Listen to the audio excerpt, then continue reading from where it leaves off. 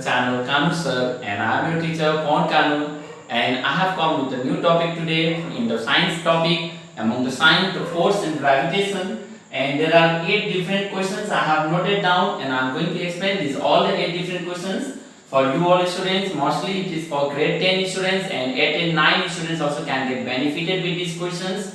So the first question is, prove that g is inversely proportional to 1 upon r square. Small g, it means acceleration due to gravity,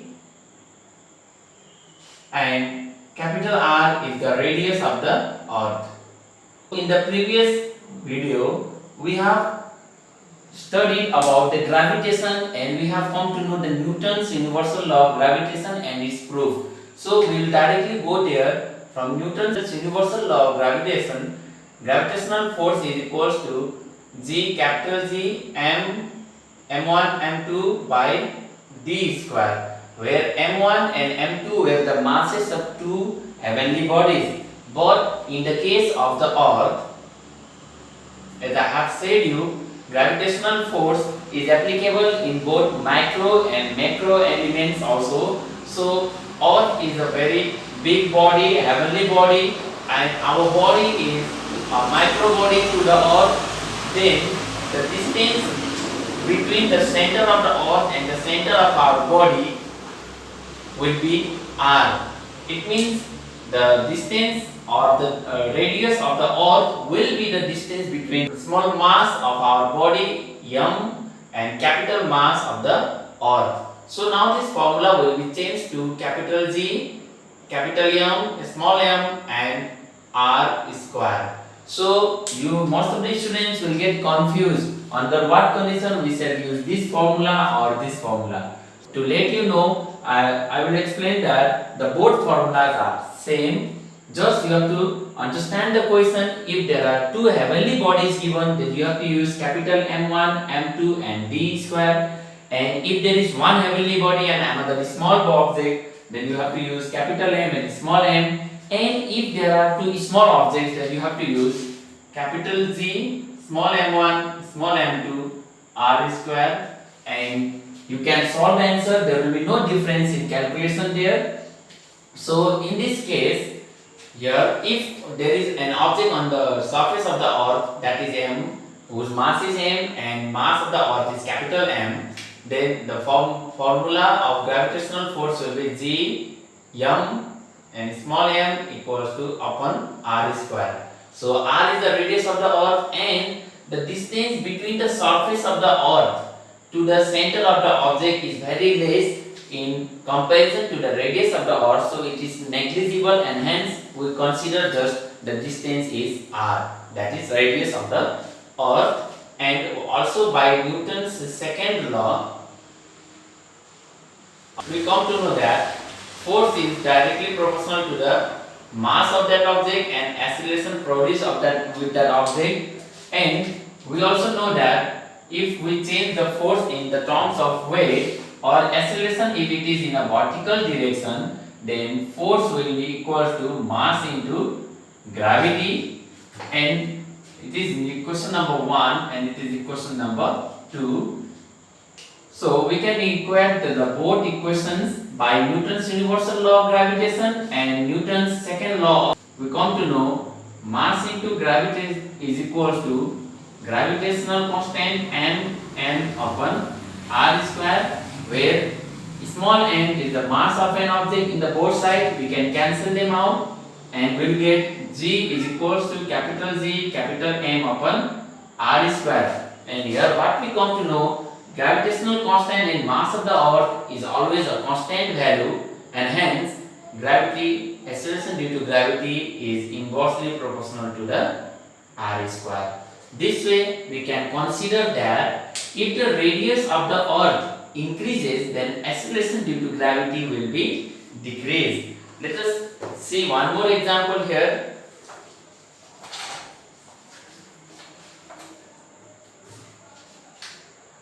Actually, our earth is flat at the pole and bulging out at the equator, so the distance between east to west is longer than the distance between north to south. or the radius r to the equator and radius r to the poles is different, it means radius of equator is greater than the radius at the poles. If I rub this again here, you can understand. Or you also can say the diameter at the pole is smaller. Diameter at the pole is smaller than the diameter at the equator. So here is another understanding that if the radius increases, then the gravity decreases. So gravity or acceleration due to gravity decreases. So we can say that gravity is higher at the poles and gravity is lesser at the equator. Now let us come here in question number 2. The same condition is asked here. Acceleration due to gravity is more at the poles than in the equator, because the reason is here, as we know that acceleration due to gravity is inversely proportional to the square of the radius of the earth. So the radius of the earth at the poles is lesser than the radius of the earth and the equator. So hence the acceleration due to gravity is high. If it is less, then the acceleration due to gravity will be higher, and if it is more, then acceleration due to gravity will be lesser. Next is the weight of the object is more at the poles than the equator. It is similar like question number 2, but in place of acceleration due to gravity, the question is weight. The meaning is almost same.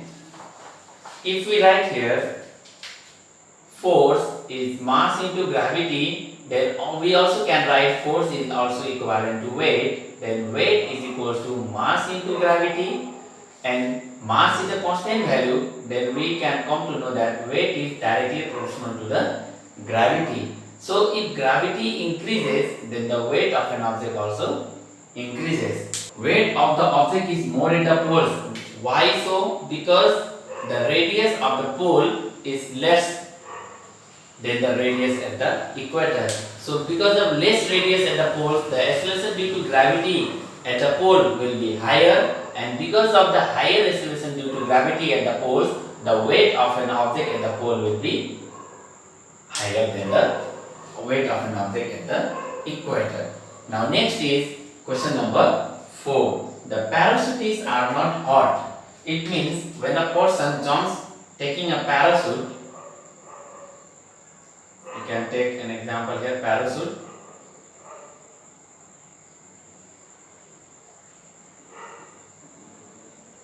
So when a parachute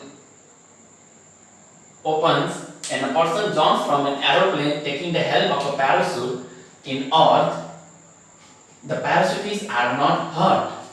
It means they are not harmed, because when they jump from a certain height, there is an external air resistance which tries to push the parachute upward. Air, and person is falling downward. So when a person falls downward, then there is an upward air coming to push the person upward, and hence the parachute will get inflated is clearly in a full way, and it falls with a constant velocity, so that the parachute will not fall with a higher velocity in context of gravity, or you can say the person will feel less acceleration due to gravity, and hence the person will not get hot. But the person will get hot on the moon. Why it is so? Because there is no air, there is no presence of air on the moon. So when a person tries to jump from a satellite and to the surface of the moon, then what happens to him is that the parachute will just fall directly straight forward with the acceleration due to gravity of the moon. Because of the gravity of the moon, the parachute along with the person falls down, and the parachute will never get chance to inflate properly, and the person may collapse or may fall down on the surface of the moon and may get injured. Next question is question number 5. So it is difficult to lift a large stone on the earth but easy to lift a smaller one. So the same condition, the same formula, weight equals to mass into gravity, but in this case now we have to consider mass. So weight is equals to mass of the stone into acceleration due to gravity. For an example, I am at this place, at this point, and I have to carry two different type of stone of different masses. So if I take a bigger mass of stone, then for an example, the mass of stone is 10 kg and gravity is 10 meter per second square, then the weight of the stone becomes 100 Newton. And if we take the smaller mass, the stone with smaller mass, then for an example 5 kg mass with 10 meter per second square, then the weight of that stone will be just 50 Newton. So you can see the difference. Bigger the mass, bigger the weight, smaller the mass, smaller the weight. That is why it is difficult to lift a large stone on the earth but easy to lift a smaller one because the weight will be less. So that's why the smaller one can be easily lifted up. Next is a coin and a feather are dropped on the lunar surface. Which one strikes the ground first and why? On the lunar surface, it means on the surface of the moon. There is one very popular experiment of coin and feather. It is very important for grade 10 students mostly. Most of the time in examination the question will be given. So on the surface of the moon there is no air. If this is the moon and if a coin and a feather is dropped, then both of them will drop with the same acceleration due to gravity without existence of air. So both of them will fall at the same duration. Why? Because there is no any relation between the size of an object where if there is no any external resistance. If there is presence of air, then the size of different size of the objects will matter. Otherwise there will be no change in the size of in the falling of the objects. Both of them will fall with the same acceleration due to gravity with the same constant velocity. But what happens if it is the same case on the earth? If in place of moon, if it is on the earth, then we will find the difference of a coin and a feather falling on the earth surface because of the presence of air resistance. And what we note here, the area of coin is less. Area of coin is less, but the area of a feather is more. So by the bigger area, the air resistance will be more on a more area, and hence the feather falls slowly but the coin falls faster because the area is less. So the air resistance on the coin will be applied less. So less air resistance, the gravity will be more on that coin, and because of more air resistance on the feather, the acceleration due to gravity will be affected on the feather, but the air resistance will try to keep it upward and it comes slowly. Next is the effect of gravitation in liquid is more than in solid. Why?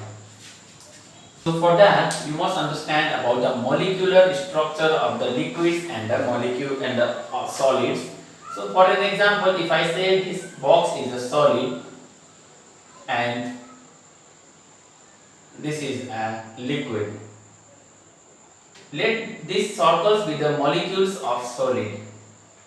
They are very close with each other. All the molecules are very close with each other. When the gravity pulls this solid downward, all the solid together they come downwards. But the molecules of liquid are farther in comparison to the molecules in solid, and hence when the gravity pulls the liquid molecules downward, then the chances of liquid molecules to fall down will be in the form of droplets. And one more condition is there, the solid objects will take time to fall down in comparison with the liquid object. For an example, if we take a slanted plank and put water at the top and put a stone at the top of it, this one is stone and this one is water, then because of the effect of gravity, we will come to know that stone will fall down with more time period than the water droplets, because the water drop will immediately fall down and reaches to the end level, because the gravity on the molecules of water affects more than the gravity on the molecules of stone. Next is satellites do not fall while revolving around the Earth. For that you must understand about the centripetal force and centrifugal force. What is the centripetal force and centrifugal force? So the force, for an example, let us take an example of a person who is trying to play a stone tied on his hand. He is trying to rotate the stone in an anti-clockwise, and when he rotates the stone in anti-clockwise, he will experience two different type of forces. Either the stone is trying to go away from his hand, or the stone is trying to come close to his forehead towards him. Then you can understand the stone is trying to go away from the circulation. It is called centrifugal force. But there is another condition, the person will feel or will experience the stone is coming towards him also. Then this type of force is called centripetal force. And the same case happens with the satellites revolving around the Earth. If this is the Earth and this one is the satellite,